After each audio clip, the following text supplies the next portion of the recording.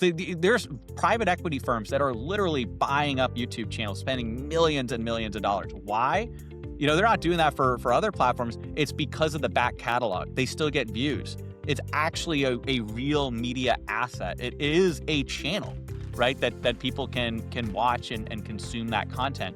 If you're creating content just to get views, you're playing the wrong game. In today's world, attention, it's cheap. Authority, that's what's valuable. And clients, well, they don't come from just going viral. They come from building trust. That's why I'm excited about today's conversation with Aleric. We're talking about video authority, not how to get more likes, how to chase the algorithm, but how to convert viewers into clients. Because here's the truth. You don't need 1 million subscribers. You need the right super consumers listening to the right messages. And when you show up consistently, especially on platforms like YouTube and podcasts, you create what someone recently called proof of life. In a world of AI emails and robocalls, videos show that you're real, you're human, you're trustworthy. And when you combine intentional messaging, platform strategy, a clear call to action, well, video becomes more than content. It becomes a client acquisition system. So listen in as Aleric breaks down how to start with the end in mind, optimize for clients instead of clicks, and build authority that actually pays. Aleric, I am so excited to talk with you, share you with the world. I think back when we first met, right? Podcasts meant audio only, done on Skype, and back then you were just finishing up college in Boston. And now look forward here, and we're talking about video authority, because when you say podcast, you're saying video, and when you're saying making profits, it's all about authority. So welcome. Well, thank you so much again for having me, Tom. This is awesome. It really is full circle, because it's been 6 years. It's crazy to think about that. And I'm excited to be back on and share all the things that have changed since the last time we spoke. Yeah. And I think, I always start with what's the problem we're solving. And it's not just about an idea. It's a problem that people are facing. And I think you not only understand it, but you've got a case study. You are the case study on how to fix it. So frame that for us. What's the big problem that you're trying to solve here? Yeah. So the people that we work with, similar to the types of people that you work with, and the people that listen to, podcasts like this that have businesses, you all have your expertise or your services or your solutions or your products that you're selling and providing that people need, right? Those people have real problems if only they knew that your solution existed. And that is the biggest thing. And that's why marketing exists, is to connect people that have those problems and challenges and things that you can solve with yourself, as a business entrepreneur, the person that has those solutions and those products, and bringing them together. And that's the key. And what we've found is the best way to do that is using video, both video ads and organic, which we're going to dive into and get into. But it's a combination of both of those. Specifically, I focused a lot on YouTube. That said, we're expanding into more platforms, because there's more and more platforms really fully embracing video, especially over the last 6 years since the last time I was on this podcast. But really, it's all about actually creating videos that reach your ideal clients and get your products, services, and solutions in front of the people who need them the most, and actually turn into real revenue and clients for your business. And now, YouTube is one of the biggest search engine for podcasts. So when people say podcast, it's also YouTube. And I love how you've touched in there that it's the authority and clients, because so many times people will say it's just about, getting attention, getting that no, right? Going viral. Well, there's a lot of people that are known that aren't making money for it. Or how many views did I get? How many downloads did I get? But how many clients did you get for it? And I think you take a different view on it, that it's not exposure for just fame, it's exposure for impact. And I always say, how do you measure impact? Not to sound like a true capitalist, but by profits, right? Clients value what you do and they give you their hard earned money because they value that. So it's video authority to drive clients, right? The science of converting viewers to clients, not just viewers to likes. Exactly. One of the things that I talk about in the book is that likes don't they don't pay the bills. Views don't pay the bills. It's all about actually getting real clients, and that's one of the things. And I know we talked a little bit, but really, the book that I just launched, the Video Authority: Art and Science of Converting Viewers into Clients. The key words are viewers into clients. Exactly what you said, because there's a lot of content out there, books, experts, people who are talking about how to grow on YouTube, how to get people to watch your videos, how to go viral, if that even happens. Oftentimes, trying to go viral is trying to like hit a jackpot sometimes, right? Versus you actually have a tried and true strategy to create value driven content, both organically and then also value driven ads, which we can get into, that reach your ideal audience and actually are designed to convert viewers into clients. They might not have millions and millions of views, but what if they could instead generate, at least collectively, millions and millions of dollars? That's what we really focus on. And so I even tell people, right, if your goal is to go out there and try and, strike it, viral and get tons and tons of followers, but not necessarily have all those people convert, then there's probably other resources out there that talk about that. But what we talk about is how to actually start with the end in mind, growing a YouTube channel or running YouTube ads or using video cross-platform, not just on YouTube, but cross-platform, in order to actually have it be a means to attract clients, which, by the way, is not just like you talked about, the capitalist side of like, okay, clients and revenue. It's actually creating a real impact, because the thing we have to remember is, as long as you truly believe in your products and services and they do what you say they do, which, hopefully everybody here watching, right, like believes in their business and their products and services, and knows that it can create a real impact. Yes, of course, there's a monetary exchange, and you do that well, you can be very successful in business, live an incredible life, and hopefully give that, some of that back to your team as well. But it's actually creating a real impact in your clients' lives because they had a problem or challenge that you have now solved. And so it's making everything better for everybody. And it's that the thing of the impact that you're making there. And one of the things that I think is interesting today, right? We're recording this in 2026, right? Last time when we started working together, we didn't know what AI was.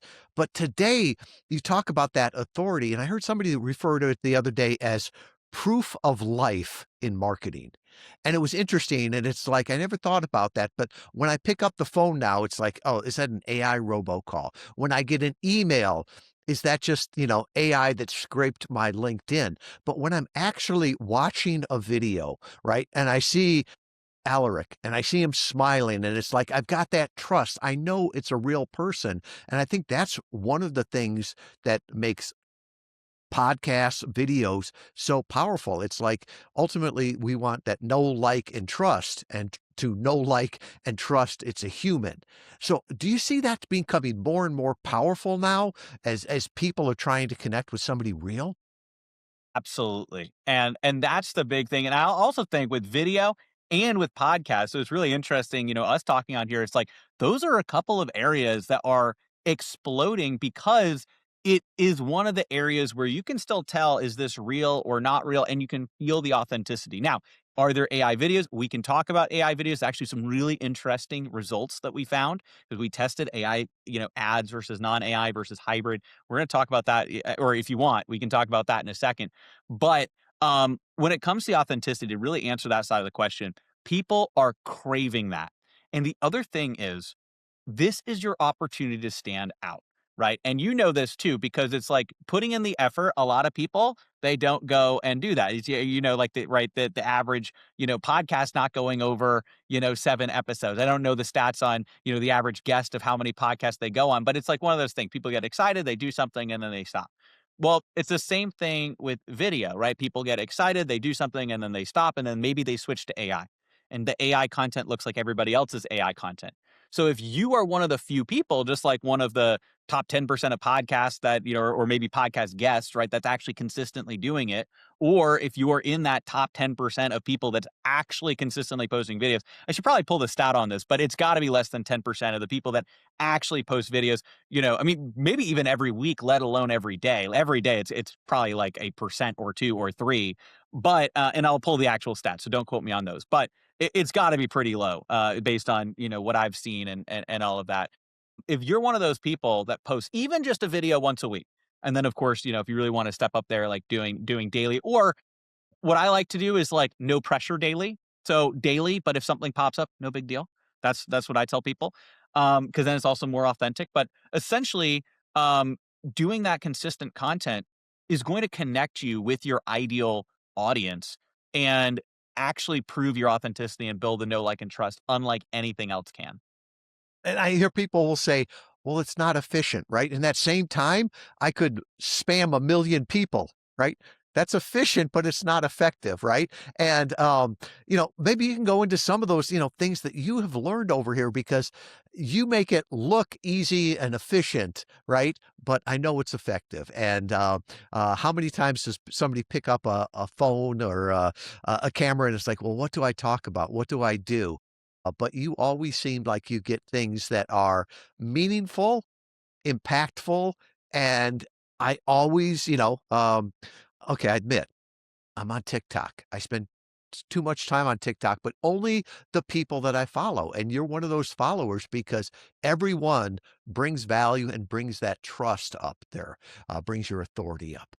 Well, thank you. Well, thank you. And that's exactly, what I focus on as well. I think about first, how can I provide value to the viewer, or create an impact or share an emotion or feeling, right? So but basically genuinely, how can I translate something to the viewer? And that value could be different ways. Usually it's more tangible value, so me teaching something, and I even take that back from my, first YouTube channel, the tech review, app find channel, which is so funny to think like 6 years ago, when we had our last podcast, I was probably talking a lot more about that because I had, transitioned from that, channel being my main thing into helping businesses with YouTube ads and video marketing. Now, of course, it's been many years of this being my main thing. But, even going back to that, I was teaching people how to use their iPhone for the first time. And so with AI becoming more and more, impactful, I am ironically creating a human video showing some of the things I'm doing with AI, but also how that's empowering, people. And then, in your marketing, and then also talking about video marketing strategies and talking about, business growth strategies. And, but then also sometimes I'm sharing, a feelings. Like last night, I had the book launch party for my book. The Kindle version just came out. And by the way, I really appreciate the support on that as well.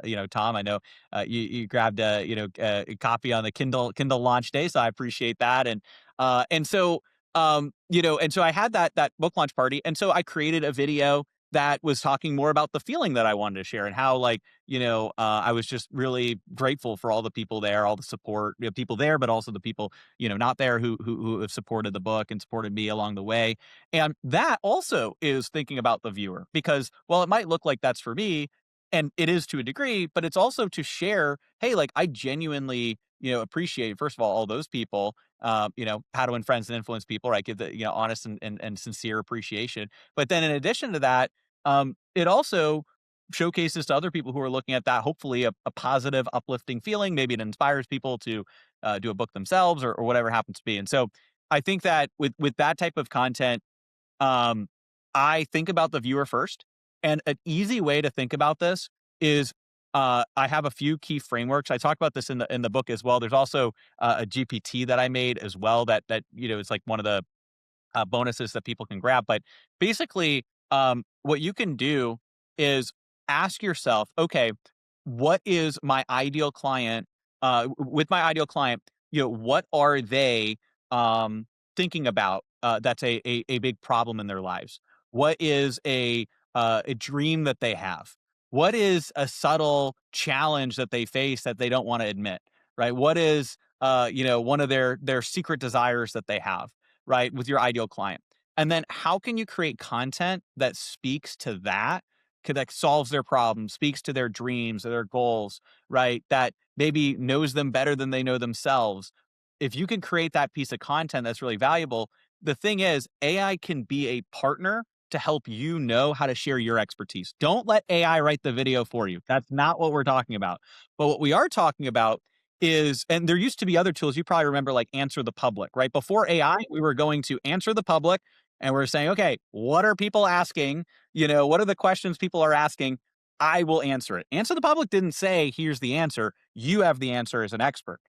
So AI, the thing is, if you've got writer's block, it's not to avoid AI completely and try to do it all on your own. AI is a tool, but AI shouldn't replace your expertise because also it's just going to create what everybody else can create. So if you go to AI and you brainstorm back and forth, what are my ideal clients likely asking themselves? Oh, they're asking themselves, why are my videos getting views but not turning into clients? Then I can share my expertise. I'm not going to ask ChatGPT what it thinks. They're not the expert at video marketing, and sure, they might have some elements there, but they're the average of all human knowledge on the internet, right? So therefore, it's average, but it's still good for research if you prompt it the right way. And so instead, what I can do is I can come in and say, all right, I have expertise around that topic. I will answer that. And I'm going to create a video. And I actually don't script out my videos. Now, some of our clients, we do teach them to script if that's best for them. Some clients kind of, that's just like their way. For me, and most of our clients, I'd say the majority, it's bullet points. I want to talk about this, this, and this, go. And then you're speaking from the heart or from the mind or from, again, depending on the video, and you're just sharing your expertise and knowledge.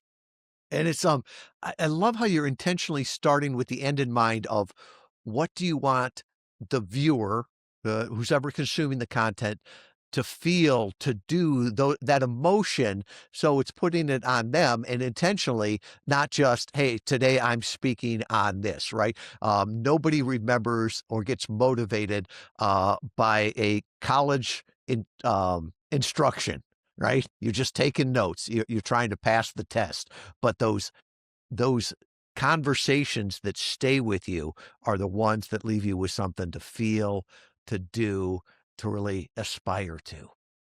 Exactly. Exactly. Yeah, and I love the idea to using it as a thought partner of that. I mean, you can do that with any content there really of what are they asking? And it's interesting because I can tell when I'm hearing you on a video that is you, right? It's the energy, it's the passion that's coming through.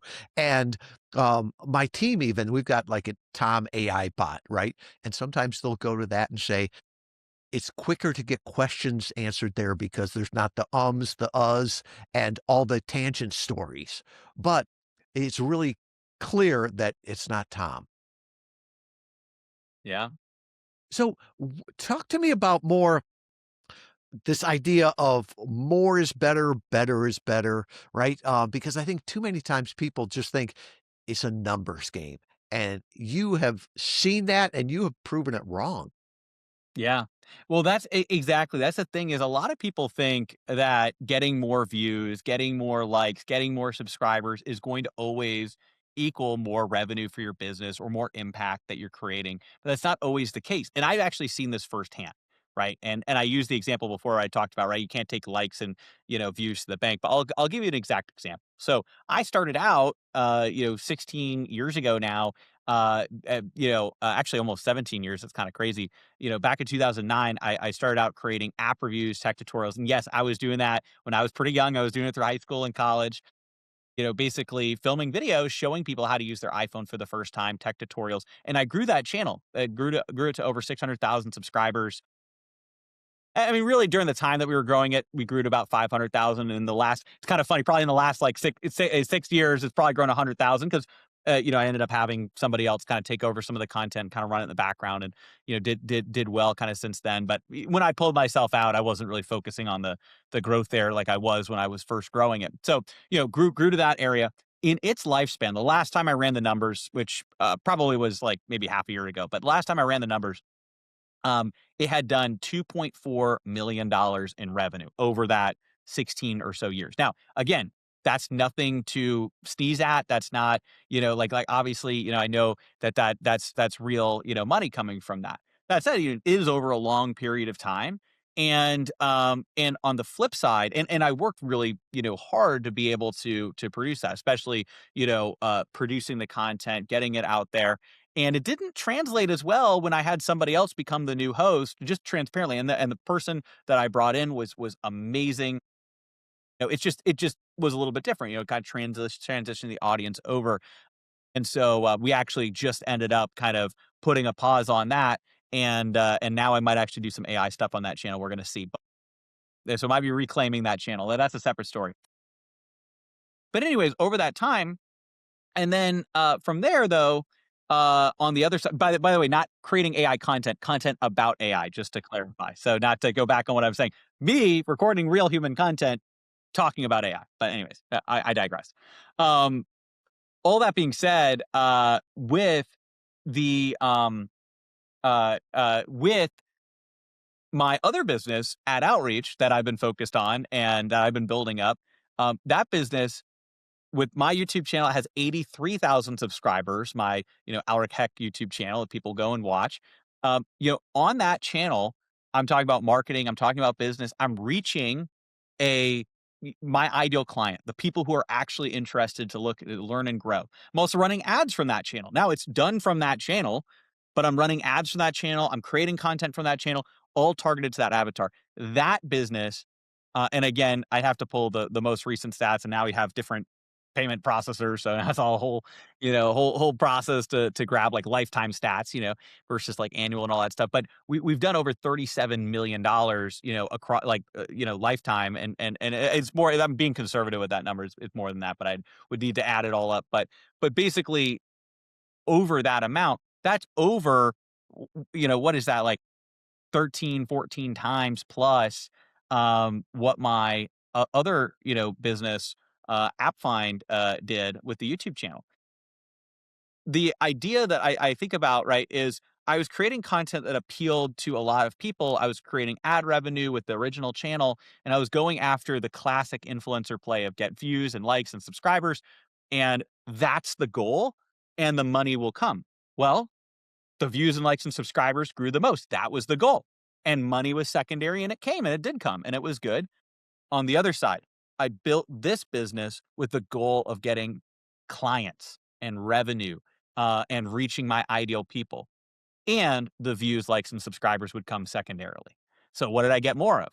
I got more of the clients, the revenue, and the impact that it creates with clients too. It's not just about the monetary side of it. And then secondarily, had the other metrics of, subscribers and views that came along with it, but maybe not quite as much. So what is the core focus? What are you focusing on? What are you building this for? I think it's such a key thing to think about. I love that. It's like, what are you optimizing for? And in both of those things, the first one you optimized for viewers, right? And it worked well. Hey, it paid off the student loan and then some, right? Exactly. Um, the next one you optimized for clients. And it's that question of neither one is right or wrong, but don't think that views and clients or views and profits go together. I think of one of our clients, Ari Galper, says he rejects the sales funnel, right? He doesn't want 1,000 leads to get one client. He's like, let's do a sales cylinder. Get me 5 discussions for 4 clients. Seems like a whole lot better way to do it. So it's not just a numbers game. It's starting with the end in mind, almost like you were talking about with the conversations that you started there too. Exactly, exactly, and that's the key, and I think that, really having people understand and be intentional with what their goal is and what they're looking to achieve. Which, by the way, is something that I know you're really good at. I mean, even we started, the podcast, it's like, what would make this a great podcast for everybody, for the listeners, for me, for you, and it's good to set that intention. And I also remember, if I'm not mistaken, I'm pretty sure we did the same thing when I, worked with you and your company on, and did my first podcast tour back in 2020, and we started with like what's the end in mind, what's the goal from this whole thing, and then by doing so, we're able to achieve that. Yeah, I was going to say nobody. I always say nobody wants to do a podcast interview, right? It's a hobby. Maybe it's fun, right? Talking to friends, but They want the results that come from being that, right? So it's like, what are you optimizing for? And you had mentioned before, when you think video, you think of YouTube, but that's changing now. There's still the 800-pound gorilla, but there's so many other places that that video is impacting right now. When I say podcast today, 95% of podcasts have video. So it's like it's everywhere. Where do you see video emerging here? What new platforms are you seeing? Where's the impact going? So YouTube's still the core primary platform, but there are so many other platforms that are around it, and they all serve unique purposes. Now, the reason that we still see YouTube as the primary is it's the one platform that has a true catalog model where the content you produce today, people could still watch a week from now, a month from now, a year from now, 5 years from now. And, that's the power of YouTube is because it's got titles, it's got thumbnails, it's a catalog, it's SEO optimized, it pops up in YouTube search results, in suggested videos, in Google search results. Now LLMs are recommending videos. So it can scrape all your blog posts and it can, basically call it its own and rewrite it, but it's not at the spot where it's reassembling videos yet. Who knows where it'll go in the future, but at least at the time of recording this, if somebody wants to watch a video, it's pulling a YouTube link and it's giving that YouTube link. And so it's actually an insulated area right now from AI. That said, so YouTube, that's the core area. Also, it's the only social media platform that has real asset value proven by private equity investors, by different capital allocators. Like there's private equity firms that are literally buying up YouTube channels, spending millions and millions of dollars. Why? They're not doing that for other platforms. It's because of the back catalog. They still get views. It's actually a real media asset. It is a channel, right? That people can watch and consume that content. So I still think that YouTube is that big gorilla, like you were talking about, the big area, and I do think that that's your hub. But then you have these different spokes that go off of it, and so you have different ones. So Instagram is really really great at having a social element to video because what I've found is you kind of have people in there that are almost like your cheerleaders that are your friends because a lot of people will have their friends on Instagram, but then they'll also and there might be different age ranges of the degree that that's true, but what in my experience and with different people that I've worked with, right, is you kind of almost have this core group of people that are going to see it. You have the Instagram stories, but then you post a reel on Instagram, those people help make that reel get published out there, and then it can take off pretty fast because you essentially have your group of people that are your, friends, or your followers see that post, push it out, and then new people are discovering it, and then you're obviously gaining new followers from there. So Instagram's a great way for people who haven't done any social video, to actually start taking off and then maybe even link their YouTube channel in their bio so that people can watch long form content. So it pulls people in. YouTube Shorts, by the way, too, also another great way to pull people in. People are watching more and more YouTube Shorts, and you can actually link the long form video underneath. But then you look at other platforms, you look at TikTok. You mentioned TikTok. TikTok's algorithm is insane. It is really, really good at showing people content that they're likely going to want to see. And so it's a great discoverability platform. So TikTok's a great way to get people to discover your content. That said, each piece of content is a little bit more focused on it's less channel based, right? So at least in terms of content that gets a lot of viewership, there's very little weight to who you're subscribed to. Unlike YouTube, where there's a little bit more weight, you'll see more, you subscribe, you'll see some more content around that. With TikTok, it's more based on the content itself. Now, you will still see it. So you follow me, my content's similar. The AI is actually analyzing all of that. Basically, TikTok's just the extreme of let AI run the whole thing. And so again, I do think though that you want to get people off of TikTok. I guess it may be less volatile now with new ownership. Who knows? But I do think that again, like I wouldn't build everything just on there. I would bring people over. Now, you also want to just keep people on YouTube. You want to really what we like to do is all the other platforms funnel to YouTube, then YouTube funnels to your actual funnel and get people to opt in and book a call and your lead magnets, whatever it is. And then again, there's other platforms as well. Interestingly, Facebook Reels, if you're posting Instagram Reels, you can literally just check a box, post it to Facebook as well. And surprisingly, those get lots and lots of views, which is great as well. And optimizing your Facebook profile. LinkedIn, they had a season where they were pushing short form video. Doesn't seem to be as much right now. But again, you might as well leverage that content cross platform. You're already producing it. So these are all ways to bring people in. YouTube warms them up and incubates them. And then, of course, you do want to own the lead and bring them into your full funnel. Yeah, and that repurposing, slicing and dicing, to me, that is so powerful. I remember last year during the election, they kept saying Joe Rogan gets heard by 100 million people, right? Every news outlet was saying that. And I kept thinking, there is no way 1 out of 3 adults in the US listens to a 3-hour podcast. So I pulled the data, right? He gets what, 2.5 million? And that makes him the #1 podcast. But the other 98 million are listening to a 90-second clip and going, oh, yeah, I listened to the interview with Elon Musk. And it's like, you're reaching more people from the repurposed content than you were the original content. And it's one of those great things. I don't care where people hear about it, just so long as they hear.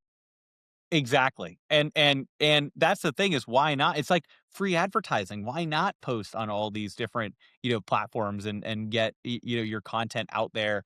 If you're already going to take the time to film and produce it, you might as well distribute it everywhere that people can go and watch it. But you do have to do it intentionally, right? So where does that lead people back to? And then how can you get people to convert from there? Yeah, because as you get back to it, it's about the art and science of converting viewers into clients, not E- just to get more viewers. Exactly. Exactly. So, Aleric, what's ordinary to you is amazing to others, right? I highly recommend people get the book, read it, study, and then execute on it, right? Because Aleric has done it, and from a business standpoint, not just from an influencer standpoint. So, what final words do you have for people? Yeah, well, I really appreciate it, and I think that the words I would say is just so much power in video, especially now. More and more things going to AI. There's a massive opportunity for you to share your expertise, provide value, and reach more ideal clients. And yeah, if you want to grab the book, it's videoauthoritybook.com, or you just look up Video Authority on Amazon. It's on Amazon, all different versions, so print, ebook, everything. And I spent the last 3 years working on this, so it's got all my best knowledge and expertise in here. I wanted to write a real timeless book, and it has real principles. So, we do talk about strategies. We talk about some of the things that, you can implement right away. That being said, we also teach, and I teach principles in the book that's going to show you how you can apply this today, but a year from now, 5 years from now. And I think that that's really what is going to serve people the most. So I'm excited for people to get the book. It's timely and timeless. Thank you. Aleric, thank you so much. And thank you, Tom. I appreciate it. What I love about this conversation with Aleric is the clarity. You get what you optimize for. If you optimize for views, you'll get views. If you optimize for vanity metrics, you'll get those vanity metrics. But if you optimize for clients, for impact, that's exactly what you'll build. Now, think about his example. Hundreds of thousands of subscribers generated millions of views, but a fraction of the revenue compared to the focused channel built specifically to attract ideal clients. Same medium, different attention, dramatically different results. And as a podcast guest, this matters even more. Every interview is a piece of video content. Every appearance is searchable. It's shareable. It's repurposable. The question isn't, how many downloads did this episode get? The question is, did I speak directly to my ideal client? Did I give them the next step? Now, here's your action step. Before your next interview, define what success looks like. Who are you speaking to? What problem are you solving?